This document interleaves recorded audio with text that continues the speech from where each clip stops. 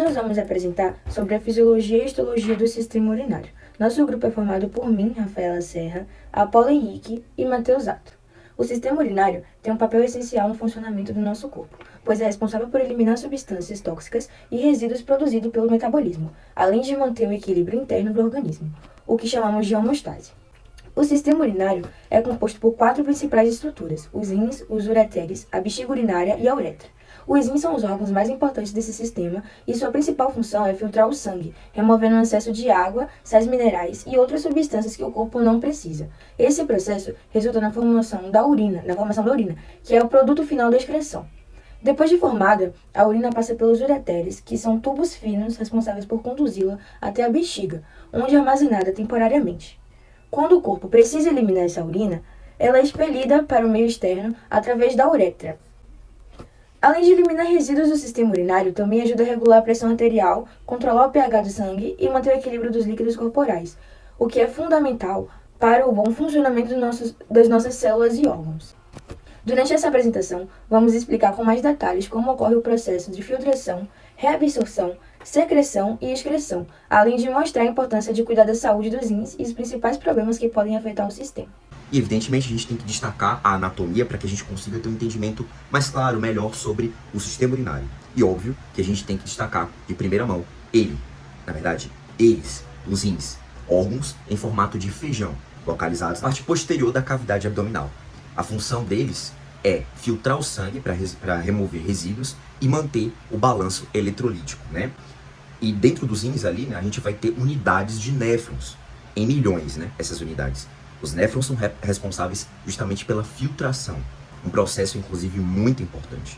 Em seguida nós temos a participação dos ureteres, que são tubos que vão passar essa urina dos rins até a bexiga, né? Eles são tubos de camada mucosa interna, né? Essa camada muscular ela é responsável por permitir movimentos peristálticos dessa urina, né? Que evidentemente vão poder ajudar, vão facilitar no processo, né, de transportar essa urina dos rins até a bexiga. E para finalizar, a gente também vai falar sobre a participação da uretra, né? Que é um canal onde vai guiar, né? Vai ajudar o percurso ali da urina da bexiga até a parte exterior do nosso corpo, né? A gente vai ver anatomicamente falando uma diferença, né, no tamanho desse canal entre homens e mulheres, né? Enfim, a uretra ela tem a sua importância por ter ali uma camada mucosa e muscular que vai facilitar no processo de micção. O néfron é a unidade funcional básica do rim, mas o rim em si é dividido macroscopicamente em regiões: a região mais externa, ou região cortical, e a região mais interna, ou região medular.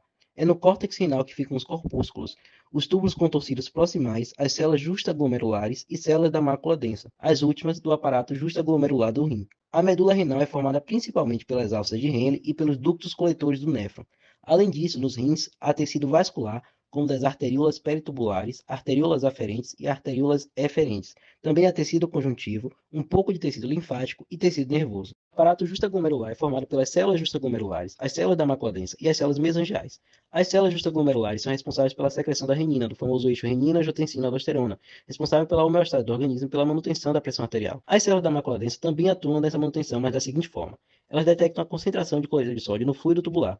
Essa concentração indica indiretamente a taxa de filtração glomerular e a velocidade do fluxo tubular. Caso a taxa de filtração glomerular e a velocidade do fluxo tubular estejam altos demais, essas células atuam promovendo a vasoconstrição da arteriola aferente, diminuindo o fluxo de sangue que vai para os rins. Caso esteja baixo demais, essas células liberam óxido nítrico, promovendo a vasodilatação e ainda estimulam as células justaglomerulares a produzir a renina, ativando assim a cascata renina-angiotensina-aldosterona e elevando a pressão arterial. Agora vamos falar sobre a fisiologia da filtração renal, que é a primeira etapa do processo da formação da urina. Essa filtração acontece dentro dos rins, mais especificamente nas estruturas chamadas néfrons, que são as unidades funcionais responsáveis por filtrar o sangue. Cada rim tem cerca de 1 milhão de néfrons e é neles que todo o processo começa. A filtração ocorre no glomérulo, uma rede de capilares localizada dentro da cápsula de Bowman. Quando o sangue chega ao glomérulo, pela arteríola aferente, a pressão dentro desses capilares é relativamente alta, o que faz com que a parte do plasma, contendo água, glicose, sais minerais, ureia e outras substâncias pequenas, seja forçada a atravessar as paredes dos capilares e cair na cápsula de Bowman. O líquido que se forma ali é chamado de filtrado glomerular, e ele é muito parecido com o plasma sanguíneo, porém sem proteínas grandes e sem células do sangue, pois essas moléculas não conseguem atravessar a barreira de filtração. Depois dessa etapa, o filtrado segue pelos túbulos renais, onde vai passar pelo processo de reabsorção e secreção tubular, até se transformar em urina. A filtração renal é, portanto, um mecanismo essencial para limpar o sangue, eliminar resíduos metabólicos e manter o equilíbrio de líquidos e substâncias químicas no corpo. Em resumo, podemos dizer que a filtração é o primeiro passo para que os rins controlem o que o corpo deve eliminar e o que precisa ser mantido no sangue, garantindo um bom funcionamento do organismo. Depois que o sangue é filtrado no glomérulo e o filtrado glomerular é formado, acontece a segunda etapa do processo, a reabsorção tubular. Essa etapa ocorre nos túbulos renais, principalmente no túbulo contorcido proximal, na alça de Henle e no túbulo contorcido distal e também nos túbulos coletores. Durante a reabsorção tubular, o rim vai recuperar as substâncias que ainda são úteis para o organismo e devolvê-las ao sangue. Entre essas substâncias estão a água, a glicose, os aminoácidos e alguns íons importantes como sódio e potássio. Por exemplo, no túbulo proximal, quase toda a glicose e os aminoácidos são reabsorvidos, enquanto a alça de Henle ocorre a reabsorção de água e de sais minerais, o que ajuda a manter o equilíbrio de líquidos no corpo. Esse processo é muito seletivo e controlado, o que significa que o rim só reabsorve o que o corpo realmente precisa naquele momento. Em resumo, podemos dizer que nessa fase, o néfron funciona como um filtro inteligente. Ele devolve ao sangue o que é útil e mantém nos tubos apenas aquilo que será eliminado pela urina. A terceira etapa do processo de formação da urina é a secreção tubular. Ela acontece nos túbulos renais, principalmente no túbulo contorcido distal e nos túbulos coletores. Durante essa fase, o rim faz o caminho inverso da reabsorção. Ele retira do sangue algumas substâncias que ainda precisam ser eliminadas e as lança dentro dos túbulos. Entre essas substâncias estão íons como potássio, hidrogênio, amônia e até alguns resíduos de medicamentos. Esse processo ajuda a regular o pH do sangue, evitando que ele fique muito ácido, e também a controlar a concentração de sais minerais no corpo. Em resumo, a secreção tubular funciona como ajuste final. Ela garante que tudo que for prejudicial ou estiver em excesso no sangue seja eliminado, contribuindo para o equilíbrio químico do nosso organismo. Depois das etapas de filtração, reabsorção e secreção, chega o momento da excreção urinária, que é a eliminação da urina propriamente dita. Nessa fase, o líquido final, que já contém substâncias de rejeito como ureia, ácido úrico, amônia e excesso de água e sais, sai dos néfrons e segue pelos tubos coletores até os ureteres.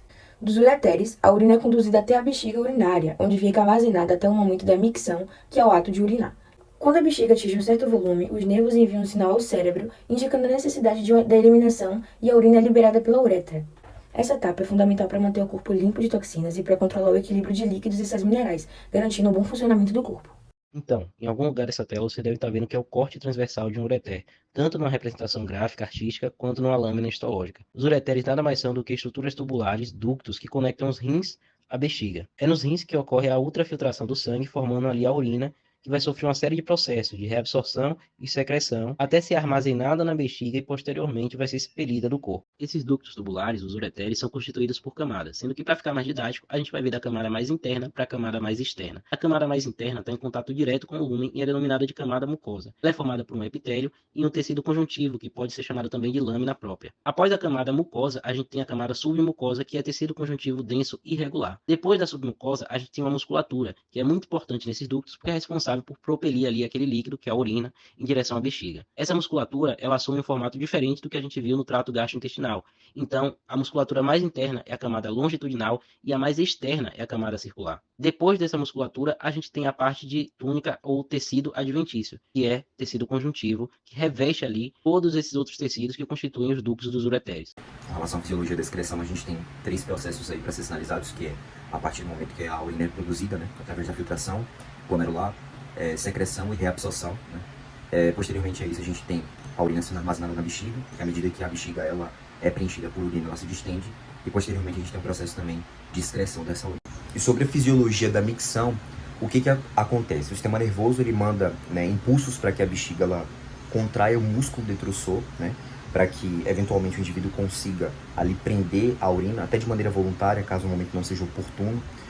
Muitas vezes também vale salientar que no início da nossa vida o bebê ele não tem consciência muito bem de contrair essa musculatura e etc. Então acaba que a ejeção da urina de forma descontrolada até o momento que esse indivíduo ele é educado, o momento e o lugar correto para que ele possa liberar a urina. E a partir do momento em que você consegue fazer essa contração voluntária, a contração do músculo detrusor, e no momento da liberação da urina, no momento da excreção, a gente tem aí o relaxamento do esfíncter uretral para que a urina seja ejetada para fora do nosso corpo.